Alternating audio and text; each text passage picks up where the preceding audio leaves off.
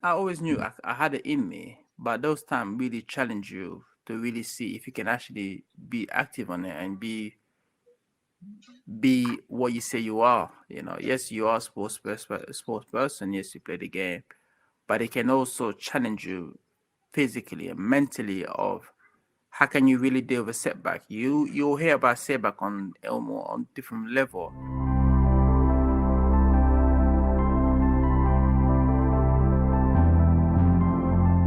So, hello and welcome to the latest instalment of the UCFB LMA Insights series, where we speak to some of the most important names in football and go behind the scenes of the beautiful game. My name is Neil, and today I'm delighted to be joined by a man whose career, which included representing England in a major tournament final and over 150 Premier League appearances, was cruelly cut short at just 24 years of age when he suffered a cardiac arrest on the pitch while playing in the FA Cup for Bolton Wanderers. I'm pleased to welcome Fabrice Muamba. Fabrice, how are you? I'm good, thank you. How are you, Neil? I'm good, thank you. I'm good. How's lockdown number 3 treating you and your family at the minute? Yeah, it's been it's okay, and a lot of homeschooling the boys. So that's been started really well, but it's just going down. So it's going down a different path right now. Put it that way. Definitely, and a different kind of teaching leadership skills, I suppose that is, isn't it? Homeschooling compared to coaching, maybe. Yeah, it's completely different. You need a special skill to be able to be a teacher. So every single day it brings out different challenge, and you just have to try your best and try to educate them and try to help them as much as you can as well. Absolutely, no, I'm sure you're doing a great job. So, no, thanks for taking time to speak to me today. I really appreciate it. But No. I want to start at the start of your playing career when you were younger. I'm in the youth ranks at Arsenal. You made a couple of first team appearances there before joining Birmingham. We can come on to Arsene Wenger in a second, but what was it like being a young player and surrounding yourself with the people like Thierry Henry and Dennis Bergkamp? What did you learn from those guys? I mean, I was fortunate enough to come from a very good academy with a high standard in terms of the quality of the players around yourself and the quality of coaching. It was probably the best part of my early academic career when they just were invincible and they just won that game that season, and to be trained with them almost every single day for 6 months, it was just like wow, this is really what I really want to be, and I want to be part of this football club. I thought, unfortunately, like because there are so many players ahead of me, it was the best option for me to move to Birmingham to get more first team appearances. But being in around those guys, the Patrick, the Martin Keown, the Jens Lehmann, the Ashley Cole, they just gave you that edge where you really have to step up again. Every single training session was like you're going for a war. You have to always, perform to your best ability, even though it's training. But it's still they require you. They require from you to be a very, very good standard every single day. And of course, leading all you guys, all the players, was Arsene Wenger. I mean, a real true legend of the game. What was he like on the training ground? Was he as calm as we maybe saw in the dugout? No, Arsene is very calm. He like to when he makes it, he gives instruction. It pay attention. This is what I expect from you to do. I expect from you to do, and go out there, execute it. If you don't know, then he'll stop in and he'll get involved, and then he will tell you what expected from you. I think that's what all the top managers they tend to do most of the time is where they give you instruction, they let you go get on with it. But if you're struggling, they come in and they explain to you like what you want. And I think that was, but I think it was much easier because the quality of the player that Arsenal had back then. So once Arsenal give instruction, it's almost like those guys they just run with it because they knew what expected from them, and also because most of them are World Cup winners, Premier League champions, FA Cup champions. So it was more of a for us youth player to go across there and just take in as much as you can, and just be there and learn from those guys, and also listen to what Arsenal has to say. And as I said, every training session was a huge, huge challenge for everybody, and you have to step up your game every single day. So I suppose between the players and the manager, it was the ultimate education for a young footballer, then, really, wasn't it? Oh yeah, it was. I say it's almost like going to a classroom every day. Every single time you come out of the class and you think, wow, I learned something new today. I didn't know they can do this and they can do that. But it was, as I said, it was very a great learning experience for me at that time to surround myself with those type of people in my early age of a career. Now, in 2009, you were part of the England under-21 side that finished runners-up at the European Championships. You lost to a Germany side in that final round. A number of those players went on 5 years later, won the World Cup with the senior side. What was that like, taking on those kind of players? And was it obvious then that they were going to go on and achieve great things? No, you know what, Neil. Prior to us playing them in the final, we were in the same group stage as a German, so we were already qualified after two game in the tournament. So the third game, straight pace changed the whole starting 11. So I was in the A team, so he changed the whole. He put a B team on. They end up drawing against that team that beat us 4-0. So we were going to the final thinking mentally that listen, if they can only get one, if they can get a draw against our B team, surely our strongest start 11 could walk over that team. And I mean the German tactically they really outnumber us in many ways. In the way we play, because we played 4-3-3, and that was a sitting midfielder still. It's almost like their game plan, it was so just to saturate our midfield, press us, make it difficult for us. We end up losing 4-0. But if you'd have told me after the game, 5 years later, those guys were going to win the World Cup, I would have laughed in your face. Like, yeah, good one.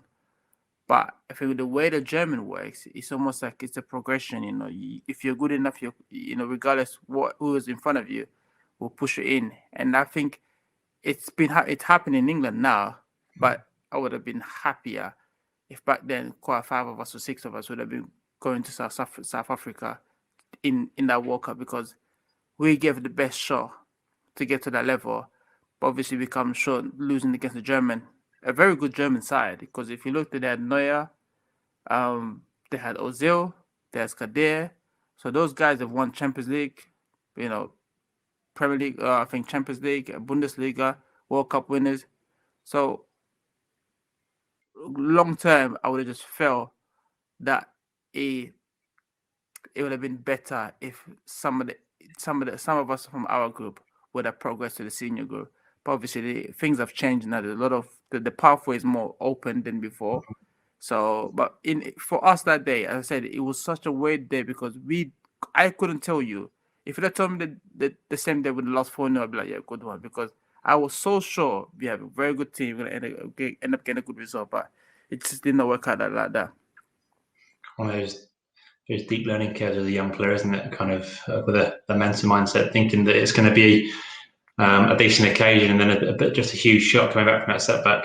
Yeah, I mean, the change room after, it was like, oh my god, it was probably the worst place to be after the game, because we were so shocked, we couldn't believe it, and just disappointed at the same time, But it was a huge learning curve. Unfortunately, since then, there's never been another under-21 team to get to that level, so I can be proud of myself if we get to that level, if I may say so. Well, absolutely. Not many England teams get to major finals, do they? So definitely, you're one of a few players to get it. So fair play. I'm happy with that. Well, so you mentioned you went to Birmingham after Arsenal. You had a very good time at Birmingham, then signed for Bolton Wanderers.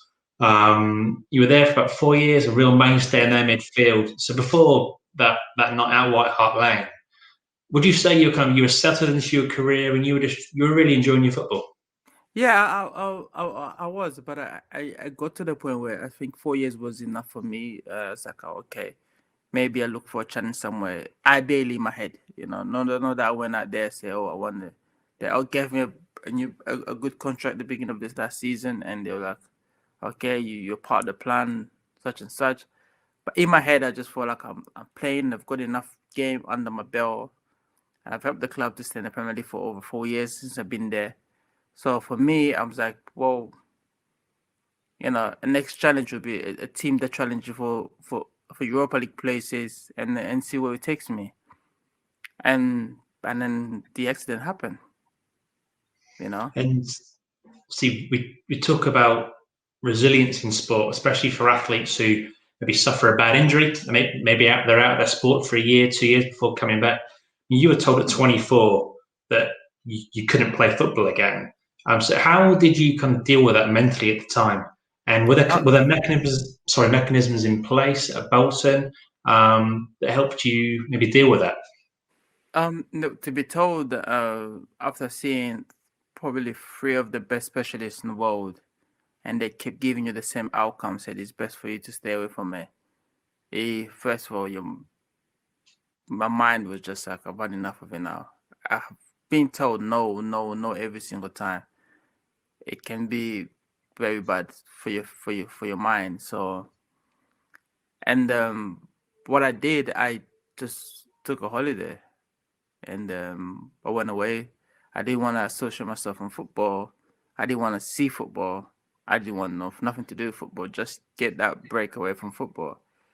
And then probably after 2 months or so, I started to see a specialist just to having that daily conversation of me getting over it. It took me good 3 years to be able to say, okay, this is really me done now, you know. Because in my head, I just thinking maybe one day they'll find a cure for my disease, and then they can call me and say, listen, if you can get this together, then you can come back and play. But obviously, it wasn't meant to be. But it was just in my mind. It's best that I walk away from it, take some time away from the game, away from the whole football environment, and then slowly and surely, when the time is right, you can come back in. So I went traveling, I did a lot of stuff. I got married and stuff like that. But it's just like, in terms of the support system, I think my family helped a lot in that particular time.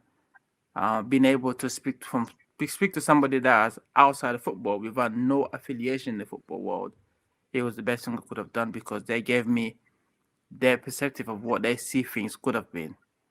So can also just listen to mom and dad and then just say, okay, listen, it could have been a lot worse than this. So at least you can be here and accept what we got and then just live life as normal. So yes, we're all upset, but we're much more happier if you're here with us. So for me, it was a bittersweet, but I'm happy and I'm grateful that I'm still here.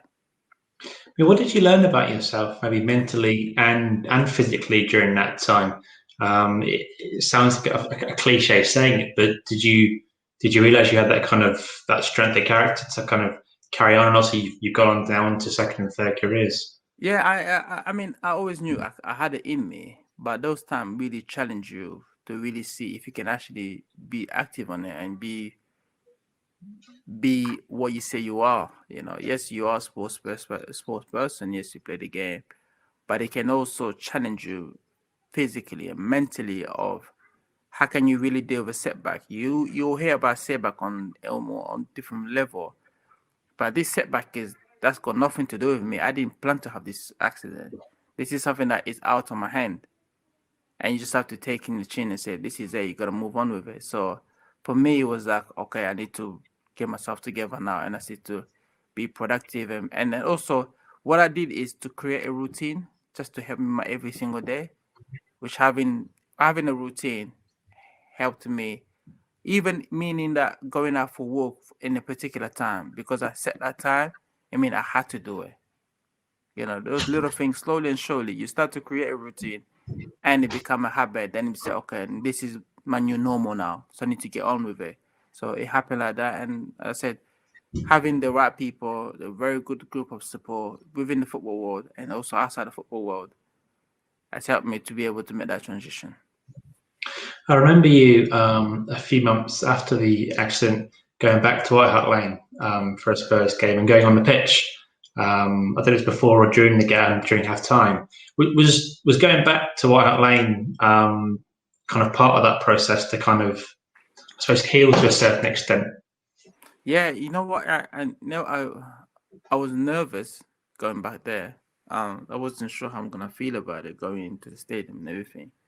So was more of a, do I need to do it now? It's a bit too early.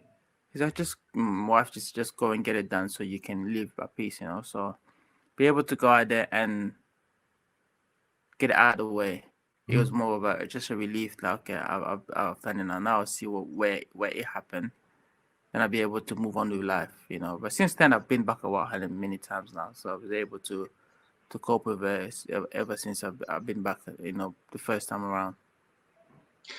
Now, obviously, you went back to uni to study journalism. So we often ask athletes, kind of, what's it like to go back to school mid-career, as it were. But obviously, in your circumstances, they were a bit different. How was it going back into the classroom just months after kind of being told you couldn't play football again, having to kind of transition to this new life almost? I mean, with going back in the classroom, I always been a student anyway. Since even when I was playing, well, Birmingham, I studied in Open University, so I was studying maths. So it got when you're playing the championship, it's Saturday, Tuesday. It got so much to the point where I couldn't able to finish my course, my lesson. So I had to drop that off. But in terms of me going back to the classroom, it wasn't nothing new. It's just about just being able to adapt and going back into learning a new skills in terms of journalism, because that require a whole new level of concentration, being able to adapt with the speed of where you receive information and also deliver quality information to the public. So for me, it was just being able to adapt and learn, be open minded, ask question, and be positive about it. You know, if I can come up from what happened to me, surely being able to study for 2 years to get a degree in journalism course would not be a problem. So that's what I had. That's my mentality, was just go out there, be open minded. If you need something, go ask for help. And I think most people, when they play sports, I think there's a reserve. You could be reserved because you've not been out there in the real world to ask for help. So for me, I was like, if I need help, I need to ask for help. And the journalism course put me out there to ask as much help as I could to get in order for me to get information that I wanted. You mentioned that obviously you were studying when you were at Birmingham as well. So education is obviously a big thing for you.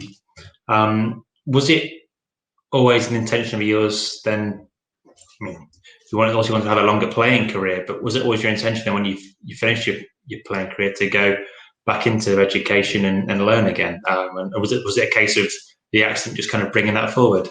Now, when my father never pressured me to become a footballer. What he wanted to me is to just be yourself and study. And if these football things happen, then just have that study beside unless something goes wrong. So I carried that with me, and I tried to study. I'm glad I did that journalism course because it taught me something new I didn't know. And even at Birmingham, when I did my degree in maths, I'm glad I did it because it was almost like something away from football, because you don't want football can be in your mind 24/7. So studying helps me to concentrate on something different rather than just football all the time. So for me, going back to school, or eventually I'll go back to school anyway, regardless if I had my accident or not, because it was something that I wanted to do it, and I also want to do it in terms of former just my second career, unless something happened. And it happened, and I was able to move on doing that. And you work now with the PFA, don't you, as a Yes. delegate kind of liaison. What experiences can you lean on from your own career to help guide younger players and younger pros? And is them going on to gain education maybe part of that? Oh yeah, it's definitely one of the massive message I always keep telling, especially young players, those who come to the game, because they leave school at age 16. There could be 7 of them that come into your academy as a full-time academy, but within the 7 of them, they probably one of them that will make it into a top level. So the other 6 at some point they're gonna have to drop off, or their career will cut short. So you're gonna have to have a plan B anyway. So it's important when I meet those young lads is to really tell them about how important to have a plan B. You really need to think about life after football. You might think it will never end, but at some point it's going to end. There's only going to be one Ryan Giggs. Ryan Giggs played to 40 years old. Everybody's played to 33, 34, 35. You know, you're lucky if you get to 37, you're still playing in the Premier League. So at some point, it's gonna stop, and that income's not gonna come the way it used to come. So you got to really think on your feet and say, okay, I need to have a plan B. I need to do something. So for me, it's a message that I tell every young player, especially those who just finished GCSE and they guarantee that the YTS contract, is that you really need to start, even though it's exciting, yes, it's great, yes, you're in an environment where you're in a bubble almost, it's almost is so perfect, everything looks so great. But just remember, you need to have that plan B unless something goes wrong. Talking of different plans, you've also done your UEFA badges, and you're currently with, is it the Rochdale Under-16s? You're coaching there. Yeah. How is that going? How's the coaching going for you? And is that going to be a big part of your future, do you think? No, I think coaching is more just being able to help those kids who are playing football. And even though when I coach, I still told them, like, if you got homework to do, you need to do your homework, and you coach the kids that you want to send them, you want to make them a better player, but also a better human being. As a coach, it's important that you send a positive message. And for me, it is the same. So when I coach them, you have to put some kind of education with the coaching, so that way they can relate. Yes, we're having a laugh and a joke, and then at one point I asked one of the boys, "Oh, how'd you get into their school? How's the GCSE? Are you doing it right?" And that way, I'm not just a coach. I'm just making sure that I'm planting that seed in the head that I need to be able to keep my schoolwork. So now, in terms of that, it's if an opportunity come around to coach a team, yes, you say yes to it, because as any ex-player will tell you, that's probably the best thing after you stop playing is to be able to become a coach. Unfortunately, there's not many works out there available for everybody. So, as I said, you can't put all your eggs in one basket. You have to always try to look for other opportunities. So, coaching youth teams, it's a great way to also communicate with players. Also build up your skills of how to speak to different kids from different backgrounds. So and it's been great. Fabrice, I've got one more question for you. And it's obviously you've been through more than most people so far in your life, and we've got a university full of students eager to get into the football and sports industry. If you could offer them one bit of advice to go on and succeed in that, what would it be?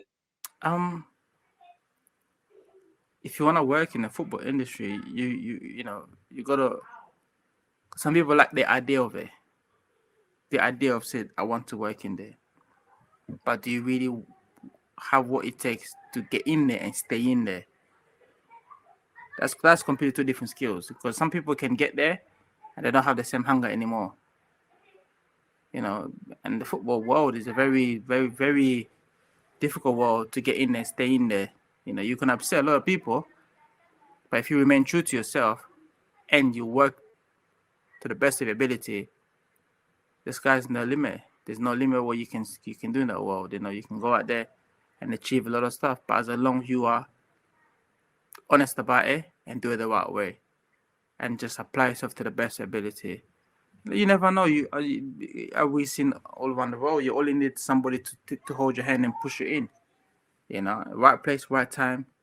Try to network the best way, and just be yourself. Don't try to be somebody you're not. And I think football world is a massive place where you need to network. You really have to. You really, really need to put your network skill onto test right there, because there's certain places you have to approach people. They're not going to approach you, especially if you want to work in a bigger club. If they don't approach you, you have to make that first move, just to let them know that yes, I'm here. I have the qualification, I have the experience. I want to be part of your organization. So, and just keep trying. You just keep knocking on the door, regardless if it's a youth level or higher level, whatever it is. Just keep trying, and you never know what's around the corner. That's sound advice indeed. Fabrice Muamba, thank you very much for your time. No worries.